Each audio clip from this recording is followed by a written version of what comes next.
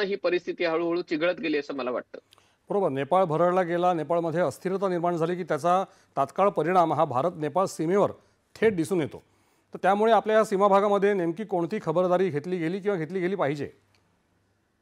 निश्चितच भारत आणि नेपाळ यांच्यातली सीमा ही खुली सीमा आहे. म्हणजे बरोबर. भारतीय लोक कोणत्याही पासपोर्ट शिवाय, व्हिसा अगदी. शिवाय नेपाळमध्ये जाऊ शकतात. नेपाळी लोक व्हिसा शिवाय भारतात येऊ शकतात. आजच्या घडीला लाखो नेपाळी लोक भारतामध्ये वेगवेगळ्या शहरांमध्ये, गावांमध्ये कामं करतात. शेतीपासनं ते म्हणजे शेतीसाठी मजुरीपासनं ते सुरक्षा रक्षकांपासनं ते अन्य उद्योगांमध्ये ते काम करत आहेत.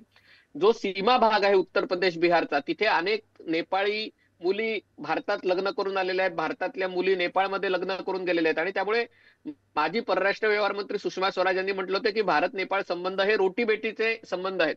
आणि अशा वेळेला जेव्हा नेपाळमध्ये अस्थिरता मासते, त्याच्यामध्ये परकीय शक्तींचा हस्तक्षेप होतो आणि जेव्हा तुमची सीमा खुली असते तेव्हा त्याचे पडसाद भारतात होऊ शकतात. अनेक वर्षापासून पाकिस्तान, जेव्हा भारत पाकिस्तान सीमेवर कुंपण बांधलं गेलं, तेव्हा पाकिस्तानने नेपाळकडे आपलं लक्ष वळवलं. भारत नेपाळ सीमेवर पाकिस्तानने अनेक मदरसे आणि आपल्या अन्य संस्थांच्या माध्यमातून कारवाया सुरू केल्या. अर्थात भारताने त्यालाही त्याची व्यवस्था आता केलेली आहे.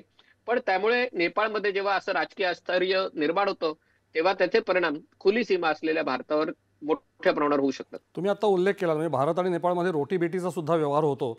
आता नेपाळमध्ये अशा प्रकारची राजकीय अस्थिरता निर्माण झाल्यानंतर त्याचे कोणते परिणाम व्यापार, रोजगार आणि स्थलांतराच्या दृष्टीनं भारतावरती दिसू शकतात? आता सुदैवाने चांगली गोष्ट आहे की नेपाळमध्ये आता नवीन अंतरिम पंतप्रधान म्हणून त्यांच्या नेपाळच्या माजी सर्वोच्च न्यायालयाच्या मुख्य न्यायाधीश असलेल्या सुशीला कार्की यांनी शपथ घेतलेली आहे. पंतप्रधान नरेंद्र मोदींनी त्यांचं स्वागत केलेलं आहे.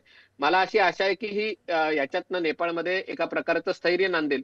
पण जर ते स्थैर्य नांदलं नाही, तर मोठ्या प्रमाणावर लोक नेपाळमधनं भारतामध्ये येऊ लागतील. भारतातही एका प्रकारे हे आव्हान आहे की खूप मोठ्या प्रमाणावर तरुणांची लोकसंख्या आहे आणि त्यांना रोजगार उपलब्ध करून देणं हा एक मोठं आव्हान आहे आणि त्याच्यात जर नेपाळी लोकांची निर्वासित म्हणून भर पडायला लागली, तर त्याचा परिणाम होऊ शकतो. दुसरी गोष्ट, जेव्हा आश्चर्य होतं तेव्हा परकीय शक्ती त्याचा फायदा घेऊन नेपाळच्या मार्गे भारतात स्मगलिंग करणं, दहशतवादी हल्ल्याची योजना बनवणं किंवा ह्युमन ट्रॅफिकिंग करणं, या सगळ्या गोष्टी शक्य होऊ शकतात. भारतात आश्चर्य निर्माण करण्यासाठी जे प्रयत्न चालू आहेत जगभरातून, ते अधिक नेपाळच्या मार्गे भारतावर टार्गेट केली जाऊ शकतात.